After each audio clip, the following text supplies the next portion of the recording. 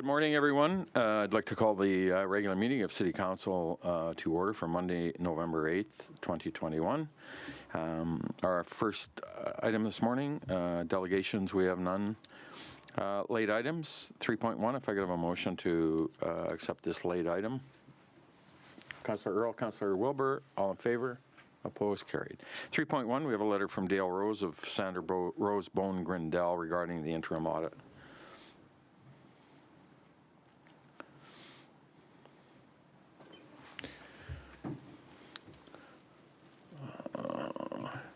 Councillor Earl. Move that we accept for information.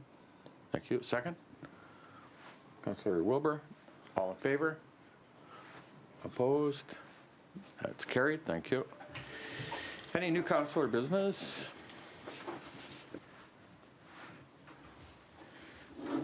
Item 5.1, we have our minutes, adoption of our minutes. 5.1 is the minutes of our special meeting of council for October 14th for adoption. Councillor Wilbur, second. Councillor Earl. All those in favor? Opposed? It's carried. Thank you. And the minutes of our regular council meeting with the Committee of the Whole for October 25th for adoption. Councillor Earl, second. Councillor Dober. All those in favor?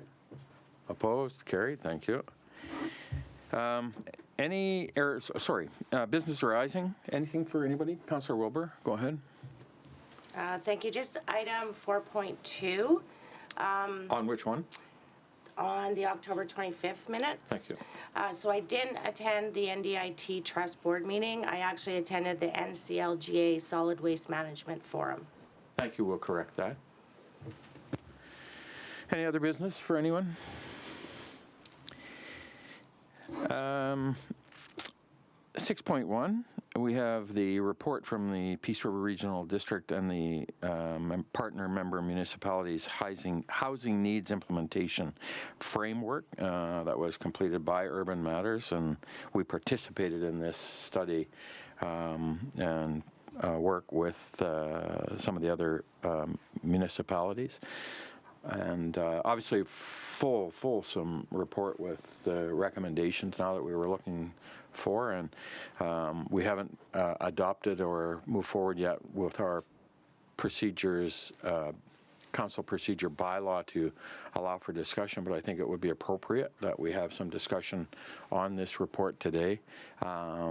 Just having some review of some of those recommendations. So if I could have a motion that we receive for some further discussion. Councillor Wilbur, second. Councillor Kemp, all in favor? Opposed? Carried. Blair, first to you guys. We've had the report now, and give any early thoughts, initial thoughts? Your Worship, not significant change from the original discussion we've had on this report. There is, in our preliminary budget discussions, we had talked about ensuring we put money in to look at the site up at the old Grandview School to see what the possibilities were. That is in the financial presentation for the 22 budget. So we will be moving ahead with that. There's not a lot more I can add to this report at this time, Your Worship. It was a report commissioned for the RD of which we were a member. Not all member municipalities participated in this. Some did their own. But that's where we're at. I would try and address any individual questions if there are any towards the report. Otherwise, I think a key focus for ourselves and our city will be the work that will be undertaken for the site we've talked about. Really a mixed use. Could it be seniors housing? Could it be affordable housing options and so on, whatever that will come back as. Yeah, thank you. So I think honestly the, sorry, go ahead, Councillor Earl. Thank you, Your Worship. Just a question through you to staff. Several months ago, we had a face-to-face call here with our partners at BC Housing, and it's not directly related to this report, but kind of on the periphery of it. I asked at that time for BC Housing to provide a list or some sort of tabulation of how many units they had in town, what they were used for, what the vacancy rate was, just because a part of the challenge in wrapping our heads around what exactly is required is, knowing what we currently have and how it's being used. So I was wondering if they ever followed up with those numbers as they said they would, and if not, can we follow up with them again and ask for them? All right. Thank you, and through you, Your Worship. They have not responded. We have reached out to them. We reached out to them again. It's unfortunate. This is quite some time for what I would consider a reasonable question. So I think as late as last week, Kevin, we had information. We will exchange again, relaying that it's came up again at our council meeting. This is probably the better part of a month or greater. So I don't think it should take that long to get those answers. But Thank you. For those folks watching and who have seen or maybe waiting the report, we have waited a long time, I think 3 or 4 years that we started this process to develop this housing analysis, this housing report we needed in order to facilitate the partnership with the province and other opportunities for what we need to develop housing partnerships for the community. And the first recommendation was to strengthen senior housing and supports. The second one was about facilitating and incentivizing the development of affordable rental housing. The third was to really facilitate the right mix of housing in the right location. And the fourth was strengthen regional homelessness counts. And it really is kind of along those 4 strategies, those 4 pillars that the recommendation comes. And I think at this point we need to, perhaps as council, start to look at that and how do we facilitate the planning and the community engagement around moving this important topic forward that we've waited a long time for. And it is about facilitation in the role of local government and facilitating some of that planning work. But we've heard it for a long time. Seniors housing is an important topic, and affordable housing is an important topic. And now that we have the information, we now need to, I think, go to work with that. Councillor Wilbur? Thank you. And to the point that Councillor Earl made, I would like to see that too. So I will say over the last 2 weeks, I've provided emergency funding for 4 homeless people sleeping in our ATMs. So we have a crisis coming at us this winter. The men's shelter's full, the transition house is full, BC Housing new complex has no more vacancies. So we're gonna have to, I'm doing it through work, but I'd be happy to provide the city with that information, but start gathering who's got emergency availability in our community, whether it be churches or other organizations. But we do have a serious problem coming at us. It's not cold yet. And so I think homelessness and our seniors do need housing, but whether we like it or not, we have a homeless issue in our community. And so we have young people coming up for work, but don't actually have full qualifications for that work. So now they don't have a job, they have nowhere to go, they don't have family here. But we also have several of our citizens that are fighting homelessness who have mental health issues. And so it's finding those wraparound services. So when you can't get them in the hospital and you are dealing with someone who maybe isn't thinking clearly at the moment, it's a struggle. So when I'm looking at providing hotel rooms and meals for people to keep them out of our ATM areas of our banks, to me, that's a huge red flag. So, and I do appreciate this report, but when I look at, homelessness statistics taken from Fort St. John in 2018, I think we're a little behind the 8 ball. So, I would like that report from BC Housing, and I would like anyone in the community that has information or services that they provide. It would be really nice if we could have that, so we could direct people when they call. Thank you. Thank you. Any other comments for council? Questions? Councillor Parslow. Well, in addition to what Councillor Wilbur shared, I mean, to me, this report didn't paint and didn't give me any new insights. Okay, I mean, to be quite frank about it. But the one thing I just want to add to the list of issues is rental affordability. It's obscene what people have been asked for. and that is having all sorts of ramifications on people. So it's not just affordable housing.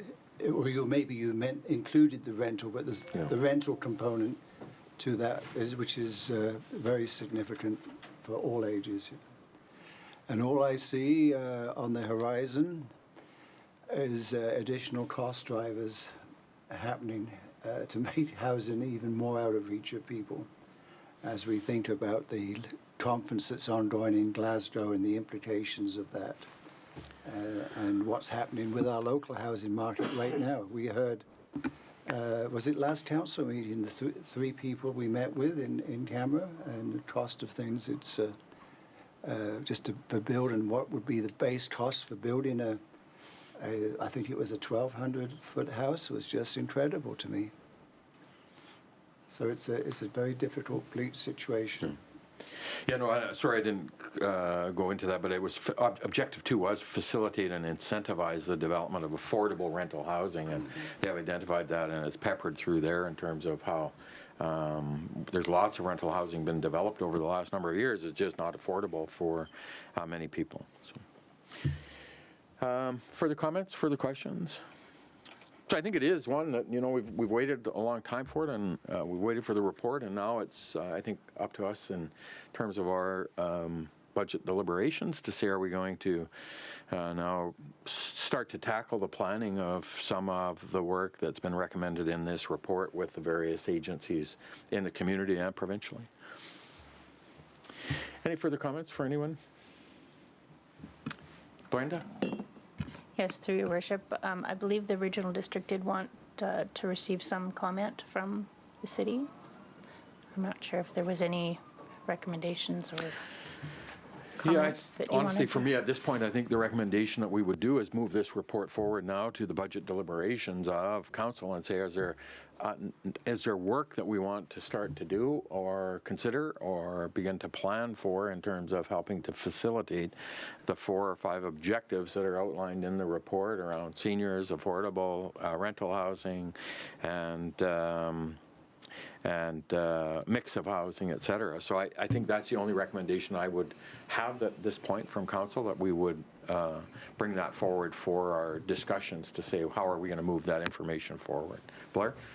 Through your worship, I believe we already have a motion of council dealing with that to begin a planning project for the piece of property we spoke about earlier, which is the old Grandview School site.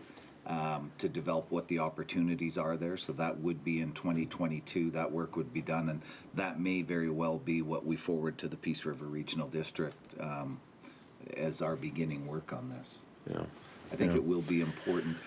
A mayor and council or a city will work to get the development done there, unless the community. I think the province is going to be a major player in this, because affordable housing falls under their jurisdiction in that sense. We are here to make it easy to work within the city to develop properties and make it so that affordable housing can be an option that's presented. We will always do that. So. Yeah, to me, it's the report just gives us the opportunity to say, are we going to facilitate some planning around it, and what does that look like? And if that's the direction council said, we're going to allocate that property for future development, then that's the recommendation we go with. So I think that's the recommendation, Brenda, that we would give back to the RD. Thank you. Thank you. Anything further, council, on that? Item 7 is correspondence, and we have a letter from Josie Osborne, Minister of Municipal Affairs.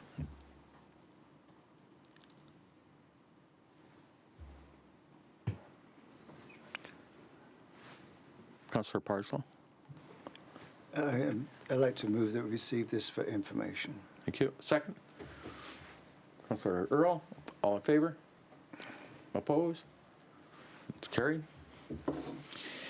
7.2, we have a letter from Tara Faganello, Assistant Deputy Minister at Minister of Municipal Affairs, regarding the Municipal Affairs Statute Amendment Act.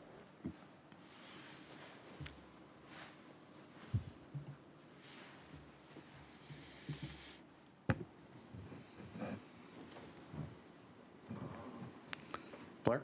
Your Worship, just a brief overview of this. This is changes they are making to the charter, some that we've talked about before. Advertising, for example, is one of them I know that was raised. But almost yearly that the ministry will look at the community charter, Municipal Act, and recommend changes, and that's what we're seeing here before us Yeah. today. Thank you.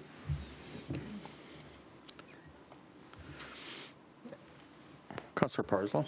So I imagine in this, they're taking care of the issue of newspapers and the availability and substituting that with other means of notification. Yes, that is one of them, coming Yeah. into the media age with the transition from newspapers to online and so on. That is part of the changes.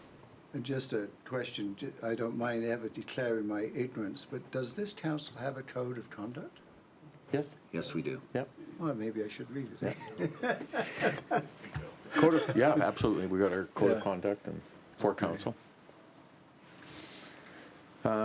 So a motion to receive this for information then, please. Councillor Earl, second. Councillor Wilbur. All those in favor? Opposed? Carried. Thank you.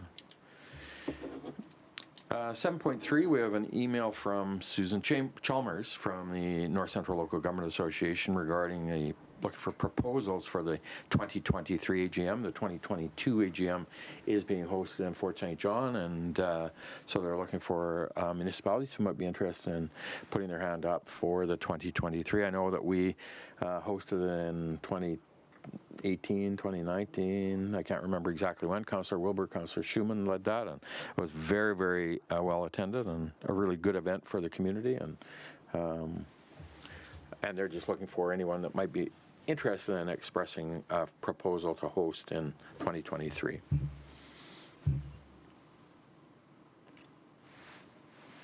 Councillor Wilbur? We did a good job, actually, when we hosted Did a great job. before. I just want to point out that we did apply for this, so because of COVID, it got delayed, so I'm happy to put forward that we do seek to be the host for 2023 AGM and convention for NCLG. Thank you. Do I have a seconder? Councillor Kemp? Did you want to speak to it, Councillor Wilbur? I think it's a great opportunity to showcase who we are, and I think moving forward with startup and getting people back together, I think we have a great facility that will allow us to follow current provincial health orders or anything else that might come about and still bring people together. So I think it's a great opportunity for us to kickstart as hosts. Thank you. Councillor Parslow? When we held it, wasn't it in partnership with Tumbler Ridge and Chetwynd? So that I thought was a nice feature. So are we considering doing this just by ourselves or in a partnership? I would like to see a partnership myself. Yeah, that's a great thought. We did, and it was very cool in terms of having that engagement with Tumblr and Chetwynd as a co-host, so. Yeah. I think there's opportunity there for us to For sure. explore that. It worked well, got to show the region. Do you want to amend that, or can we amend that just that we would apply to co-host it co-host it as we did in the past? Sure. And that we co-host it with our South Peace communities. Your Worship, just a quick follow-up question, if I could. Would that include area D&E from our rural directors? I think sure. that would be important. For Okay. sure. Okay. Yeah, I think that was the past hosting. We engaged with everybody in the region, both Tumblr, Chetwynd, Poos, and the electoral areas of D&E. Good. Everybody okay with that change? Councillor Wilbur? There we go. I can yell, but I'll go. I just wanted to point out that the reason that we did that too, because it gave opportunity, which never happens for smaller communities through NCLJ to be hosts because they don't have capacity, but by doing it jointly, we were able to allow other communities in our area to also showcase the great things that they have. Thank you. Brenda, you had a Just a seconder for that amendment to Okay. the motion. Councillor Kemp? Councillor Earl? Just a question with respect to the amendment. I think it's a great idea to host jointly with our neighboring municipal governments and the regional directors if we can. Just going back to our initial application to host this particular event, was that included in that? And if we reply to this letter It was, okay. Yeah. So we're not surprising anyone by replying to NCLGA and being like, yeah, Area D and E would love in on this, and then Dan's going to get an email. We'll to reach out reply. to the other communities as well. Yeah, prior to Councillor submitting Rowan. to the NCLG. No surprises. Okay, thank you. For sure. Thank you. Great idea. Any further discussion on the amendment? All those in favor? Opposed? It's carried. Thank you. And on the, Councillor Parslow? The next item? Sorry? Oh, sorry, I'm talking about the next item. Oh, I was going to ask to vote on the main motion, but if As amended. you Oh, wanted the to main speak to the motion. main Sorry, motion, I'm I'm just- okay. I'm just You're way anxious to ahead get of- moving today. And on the main motion, all those in favor? Opposed? Carried. Thank you. You can't think so. Now we'll go to 7.4. We have a letter from the Dawson Creek Kodiaks with a request to move their beer gardens at the Memorial Arena. Councillor Parslow, did you want to speak to that? Is that why you were on Sure, here? yes, well, anything to do with beer, it's my favourite drink. I like to take Soccer. part in that, Football, enabling sorry. that. So I'd like to move that we grant this request from the Dawson Creek Kodiaks. Thank you. Councillor Dober, second. Discussion. Councillor Parslow, did you want to speak to it? Well, obviously, it's nothing nice as sitting in the stand watching a game with a glass of beer and being able to access it. And I'm sure it's a revenue stream for the Kodiaks as well. So why would we stand in the way? They'll manage it, I'm sure, probably. Thank you. Councillor Dober? Thank you, Worship. Just one question around this. Is there, is there some liquor licensing rules around, like, just being allowed to serve alcohol through the whole arena? Like, is there a reason why it has to be, sectioned off? Because you can go to a lot of other arenas where you can have a beer where you're just, sitting anywhere. So is there a reason for liquor licensing? Through your worship, one of the things that we did, we maintained it within the alumni room because there's washrooms in there. There's not necessarily licensing. It was something that we had maintained in the Kin Arena. We do upstairs in the meeting room, as well as host them in the Memorial Arena. So what we would like to do is, with this request, is look at possibly having a liquor license on the west-hand side for groups, not the Kodiaks. They're requesting a certain area, but in future, if we had a group, we would permit the east side of the arena to have alcohol so that you could pick up your beer and you could have drinks and you could sit down there. And then the west-hand side would be no alcohol. So that's what we would like to do as staff, look at that as also in case we hosted a Montreal Canadian alumni game or something like that. Why in have future. two separate sides? We thought that there'd be some people that would not like to have alcohol, so then that one side would be for people that had families that did not wish to be where alcohol was, similar to kind of what the Fall Fair does. They have that one section, same with the Ovintiv Event Center. There's the one section that there's no alcohol permitted in that area. So But does it make sense for the city to move this process along quicker so that it's easier for the Kodiaks and maybe they don't need to even have their beer gardens because the whole side's licensed?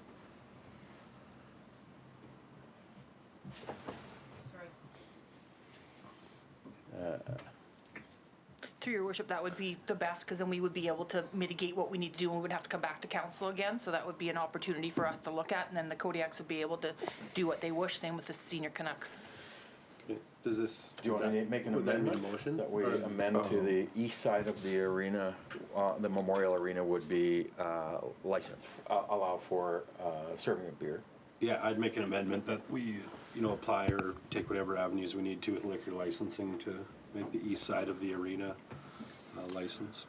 Do I have a seconder for that amendment? Councillor Earl? And so, sorry, Councillor Earl, go ahead. Just a quick question with respect to the timelines on getting this in place. I guess. Is this about You are now.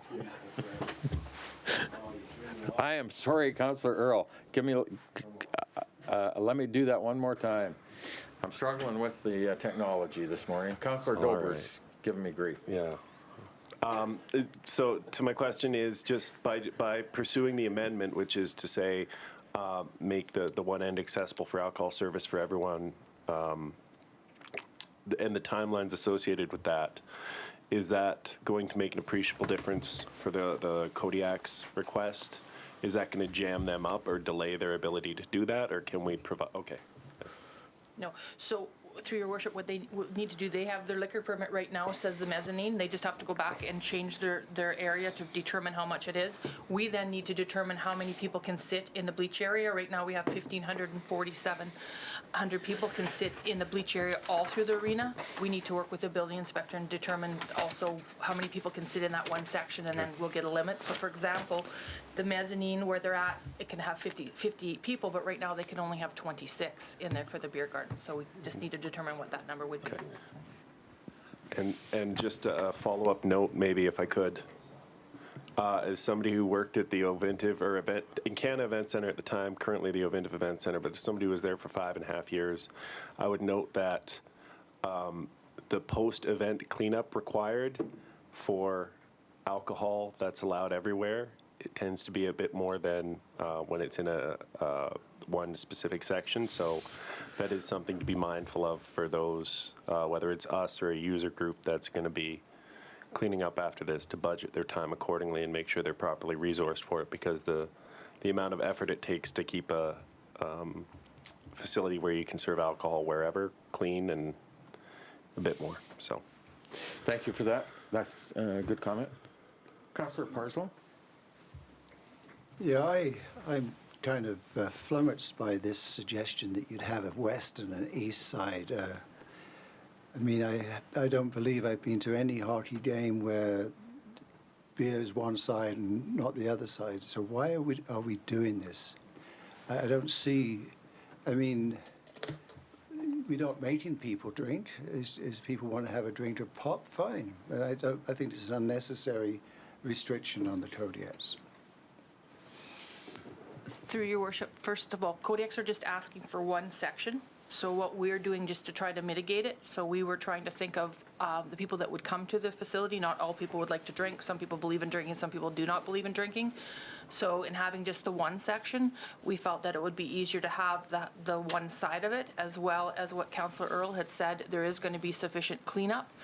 So we had also kind of looked to figure out what would that look like and give us time to determine how we do it. The Kodiaks right now are just requesting the one side, the one section, so we would work with them with that, and then for future use, we could determine how we'd move forward. But we were trying to think about people that do not like to drink, and we just wanted to be cognizant of them as well. Right. I misspoke. I just saw that in the, I mean, I'd read the thing, but I just didn't zero in on that. But with all due respect to I don't see why they would even ask for that. Just let people take a drink everywhere. That's my position within the arena. Yeah. Thank you. Councillor Dober? Thank you. Just to Councillor Parslow's comments, I kind of understand too having the whole thing, but the reality is there's probably not 1,500 people in there at any given time drinking anyways, and I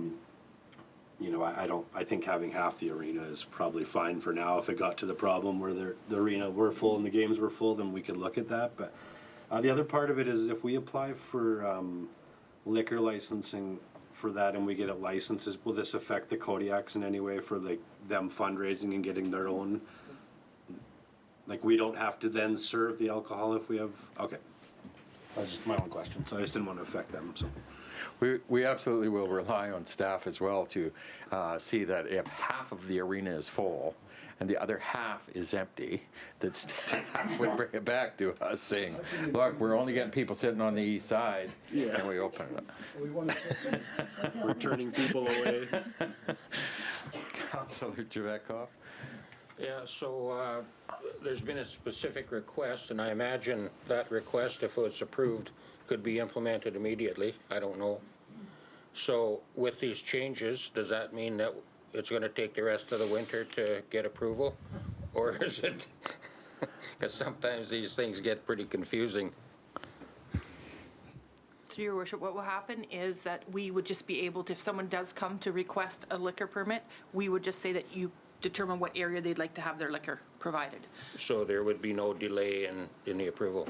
As for my understanding, there'd be no delay on our side. We just have your permission to be able to offer liquor at that side. At the point where we were just doing it in the alumni room as well as the Kin Arena meeting room. So with your permission, we would So would move there right be a into it. delay with the liquor licensing people? Colby would need to go and change the liquor permit with what they had, and I don't know how long that would necessarily take. They just need to change the location. It's been just a little bit different. They've changed a few things, but I think now that we've got the first ones, it shouldn't be an issue. So you're okay with it? I think so. I think Okay. we'll be fine with that. Councillor Wilbur?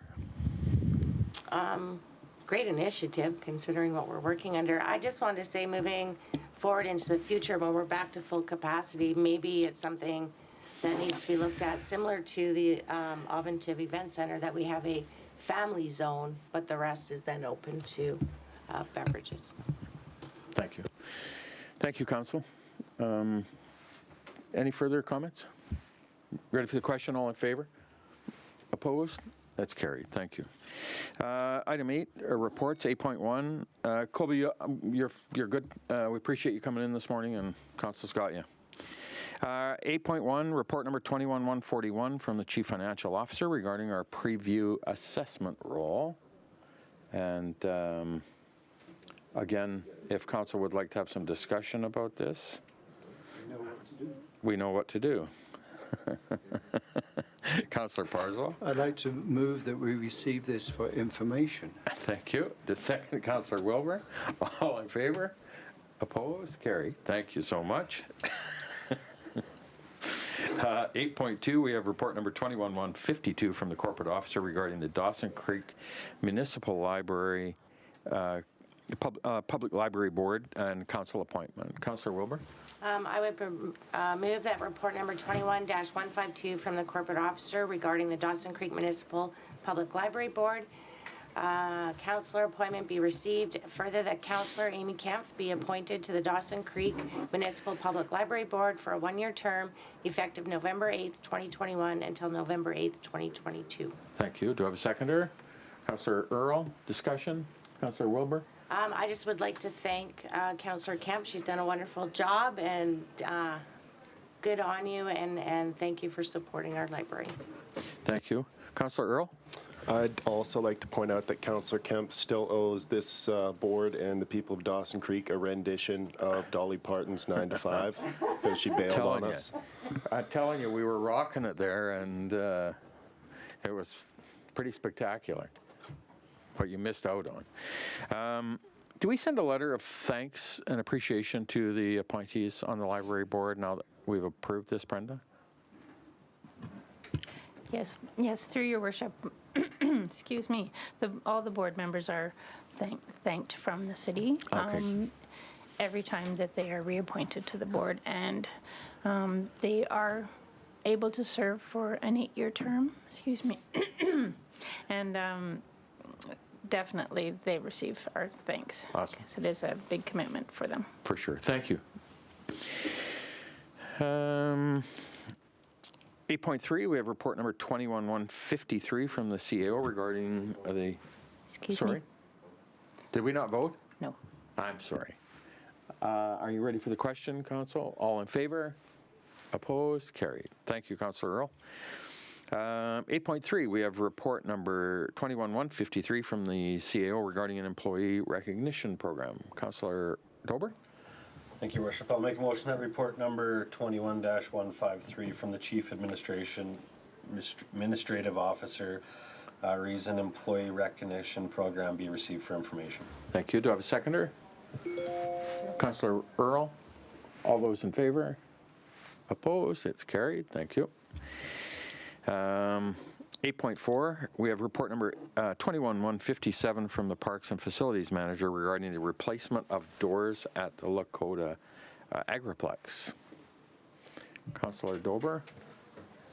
Thank you, Worship. I'll make a motion that report number 21-157 from the Parks and Facilities Manager reason replacement of doors at the Lakota Agriplex be received. Further, that council reallocates $75,000 from the KBAC mechanical upgrade project and direct staff to replace the 3 highest priority doors at the Lakota Agriplex. Thank you. Do I have a seconder for the motion? Councillor Kemp, discussion. Councillor Dober? Thank you, Worship. I just, I know, I guess I have some concerns on putting more money into this one. It's a fairly new building, so it's, it seems like we've been pumping a lot of money into this place, and you know, I'd like to see like how much financial impact this is gonna have to get the building to where it needs to before we're, because there's doors, they've had sprinkler system issues, they've had heating issues, there's been washroom issues. Like, I'd just like to have a little bit more direction where it's going and what this is gonna cost. And obviously, there's the mechanical upgrade project as well, and it just seems like that whole complex has been issues since it's been built, so. Blair? Thank you, and through you, your worship, there has been some challenges without question. These 3 doors are the first of 15 that need to be replaced. To whatever occurred when the facility was erected, there is some challenges resulting from it. We also are in the process of repairing the, it would be in the Lakota Center where the meeting rooms are and washrooms are. That will be done by mid-January at the latest. That's what we took on about a year ago as a result of some structural issues that were brought forward. So we can go over what we know today, but it's the unknowns that are arising that are creating some of these challenges that we're bringing forward to you today. So have we fixed the reason why these are problems? Like if there's some structural, There things- is ongoing work through your worship looking at this and what transpired, going all the way back to the day of when it was built, which was some time ago. Were there things that were missed? Were there not? But again, issues such as this become an issue under a legal framework as well. So we are looking at what options we have, but today, as we see it, we have to fix these in order to keep it going forward. These doors, the primary focus right now on repairing these is, you mentioned that we have a sprinkler system in, we have fire alarms at the exit. The fire alarms have the potential to freeze off and not be accessible with the amount of frost over them with these doors in the shape they're in. So we have a liability issue as well if we don't move forward to do that. So But is the damage from these doors because of structural? we are looking at that. I wouldn't say it's structural. We're not sure that they were, I guess, the right doors at the right time for these. I mean, there's challenges with that building. I'm not trying to skirt it. I mean, this is a city facility that needs some work, and some ongoing maintenance is going to be part of the future of this building. I guess what I'm saying, Blair, is that if these doors, have become faulty or they're not doing what they need to, and it's because of an issue with something structural, are we going to spend 75,000 times 5 to replace all these doors, and it's going to happen again in 2 years with new doors? No, that's not the indication on Okay. the replacement of these. This is not a position of something heaving or moving. Okay. This is the possibility that maybe they weren't the right doors. And is there, okay, that answers. Thank you. Thank you, Darcy. Councillor Parslow. Well, Councillor Dober's surrounding this event, all the comments that Darcy made, I think they're skirting some really legal issues. And the only question I have is, by doing this, are we compromising any future action we might be able to take? Blair? Through you, your worship, no, there is obviously, people look at a statute of limitations based on different legal objectives. This is one that, and I'm cautious of what I say, we're pursuing it to see if there is action that the city can fall back on for possible recovering of the money we have to spend to bring this building up. Did I avoid that substantially? Well, we're going to tread very, very carefully. Thank you. Good job. Councillor Wilbur? Thank you. I agree with everything Councillor Dober has asked, so some of my questions got asked. I'm curious, looking at the pictures that have been provided, was this under extreme cold weather, or is this a regular occurrence? And is it happening to other doors that are similar within the facility? That's just somebody's phone's It's gone out off in out in the- the lobby. Are you losing it? Do I ask that again? So through you, your worship, I'm just wondering if this is under extremely cold weather that we get sometimes, or it's a regular occurrence? And is this happening to other doors of similar, I guess the same style of doors? Is this happening to other doors within the whole facility of the South Peace multiplex? So through your worship, yes, it is.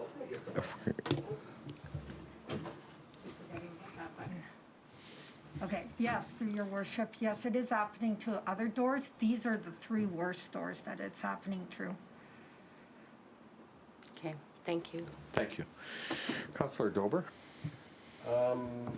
Thank you, Your Worship. I just had to, I'm assuming you guys probably already looked into this, but is there insurance, like policy on the building that covers stuff like this? Not that covers issues such as door replacement on this. That goes back to the earlier conversation. We're looking at what options are available to the city, if any, going back to construction of the building. But there's not like I know when you build a home, you get like a new homeowner's insurance. Is there anything like that on commercial buildings of this caliber? This building, I believe, was 2007, which Oh, was something way 14 past years that. ago, so it's well past. Yeah, time flies. Feels like it was yesterday. Thank you. Councillor Wilbur? I mean, I agree, we gotta do something. They're, obviously emergency exits. Are we going, through you, your worship, to staff, is this something that we're gonna be looking at in the future when I look at these photographs, looking at where the doors are extreme weather? Are we gonna be looking at putting in heating systems, that kind of stuff at entryways to eliminate this? Like, to me, these are exterior doors. So what is a better door that doesn't frost up in extreme cold? So my concern is, yes, we need to fix the doors, we need to look at these issues, but realistically, should we be looking into the future that we're gonna have to look at some type of entranceway heating system to eliminate pipes freezing, fire alarms freezing up, and doors icing up in extreme cold weather? I'm just looking to the future. Claire? Your Worship, we believe that there are appropriate doors that will go in that would prevent us from having to look at additional heating. I think it's a wonderful facility. It's got its challenges, though, but very good question. But no, the proper doors and the proper installation should put us in a position where that's not necessary. I don't necessarily know that these are the case, but if you put, as an example, built a house and you put an interior door for an exterior door, probably not going to be suitable for weather. And so we got to put appropriate doors into a facility to make sure that it's appropriate for the exterior conditions that they're being utilized for. Councillor Wilbur, one more time. Last kick of the can. I appreciate that. Thank you for your answer. It happens to me every once in a while, but it's one of those gut things that we did not get what we purchased. So, the gift that keeps giving, and it's frustrating that it is 14 years old and there's probably no grounds to go back on the person who supplied the doors to have proper ones put in. So I'm just laying it out there. Thank you. Motion that we approve the replacement of the 3 doors for $75,000. Ready for the question? All in favor? Opposed? Carried. Thank you. Thank you, Melina. Item 9, bylaws. Sorry. Oh, I got to get that off.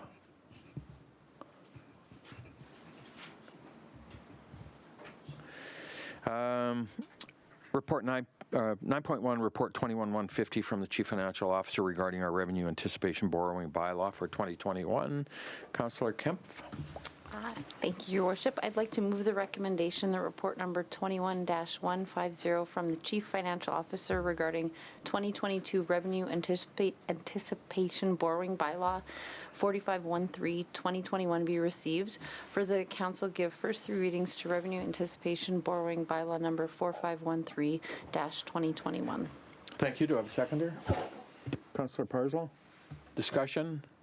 Revenue anticipation borrowing bylaw is simply a bylaw that gives our staff the ability to borrow until the revenue flows into the city from our taxes in July 1st, should we require it. Any comments, questions? All those in favor? Opposed? It's carried. Thank you. Mayor's business. So Peace River Regional District, we've got the Broadband Internet and Mobility Committee out there and really looking at rural connectivity as a major topic. And so we had a meeting last week. The RD region are obviously really engaged in the topic of trying to build and support rural connectivity for rural remote areas of our region. And so we dealt with it last committee meeting in regards to now the siting of towers for the various networks like 5G, and just developing some policy around that, and then brought it back to the committee meeting. But it is just purely that focus from the committee is building rural connectivity in the region. And for those that don't have fiber or don't have access to high-speed infrastructure. Shantae and Melina and I met with the president and vice president and executive of the Disc Golf Club. And really the disc golf has been this phenomenon in, I think, in the region, in the Western Canada and all over the place, of a burgeoning sport. It's cheap to play because it costs you a disc, and as long as the courses are built, it's free. Certainly I remember when the guys came to City Council 5 years or 6 years ago, whenever it was, and asked if they could install some baskets in our community in the parks and set up a 13-hole golf course. As an example, Poos has a 9-hole course. Grand Prairie has 3 18-hole courses. I think they're building their 4th. It's a crazy sport how it's taken off, and to me, kind of following it by accident. My grandson's very active in Grand Prairie, and he's going to provincials, he's going to tournaments, and so at the cost of minimal $500 or $750 for a basket, to be able to build a course for $10,000 or $20,000, and now you're able to host provincial championships and bring in 300, 400, 500 people into the community. It really is, in my view, one that I wanted to explore with them to look at. And so we met just to try to explore the idea of expanding that current 13-hole course in our community to 18 and looking at different options. And so we'll go to work on that and bring that back. And it really is, to me, around recreation, healthy community, sport, utilizing the parks for a really very positive process, and expanding the opportunity of a reasonable recreation activity in the community. And so we just are in that early stages of how do we expand it, and minimal impacts to the city or operating costs or budget. Councillor Parslow? I can't help but reflect, I don't think you were on council there, I saw these objects in the Grand Prairie Park and did some investigation and brought it back, and I was greeted with some skepticism by some people on staff. And anyway, Barry Reynard went to have a look, and just coincidentally, a guy had moved here, I think it was from Whitehorse, gave a wonderful presentation, and I think it's great if they can expand it. I think it's really a fun game for lots of people of all ages. And we need more of those things that are easily accessible. Yeah. We're mowing the parks, we're mowing the grass, and we're clearing the space. And so if we can make better utilization of the parks, and for minimal capital, you got to build an 18-hole golf course, disc golf course for maybe $10,000 or $15,000 or $20,000, and there you got a ability to host provincials and bring 300 or 400 people into your community. So anyway, so it was very the club are very excited about the opportunity and potential, and really appreciate the opportunity. And now it's to our staff who will go to work, and we'll see what we can do to build that. Blair and I met with John Chadden and his team from Conuma Resources about a week ago, and just an opportunity to connect with Conuma, who are a very important major industry in our region, and we certainly have benefited over the years from the development of the coal sector in this region, and Tumbler Ridge by being a service area for that. And Conuma have got an idea of an event they would like to pursue, and partner with the city and look to us to facilitate that. And so we've gone to work and we're going to explore that a little bit more and develop some opportunities there, hopefully, for next year or the year after. I had a reach out by a company out of Eastern Canada called Net Benefits, and I met with them late last week, and they sent me the information. But what they are is they're a company that provides software technology for business, and they usually they're being utilized mainly right now by industry, mining, pipeline companies. And what they do is the company would track their spending and provide a report. And what it does is it gives you the data in terms of what kind of impact your local community is feeling, as an example, or the company is feeling in terms of where that spend is going. And they haven't had any municipality engage with them as of yet, but when I spoke with them, to me, I'll use an example. We put a $4 million paving project out for a capital project, and it goes to a local company, as an example, like Peter Brothers.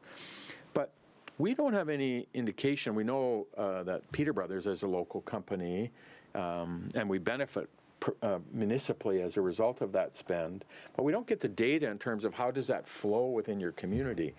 And to me, that's the kind of information that could be very, very helpful for us to be able to demonstrate what the net benefits of our capital and our operating spend is going into our community to benefit our community in so many different ways. And that's what spins into your community and builds community, to me, in that small business.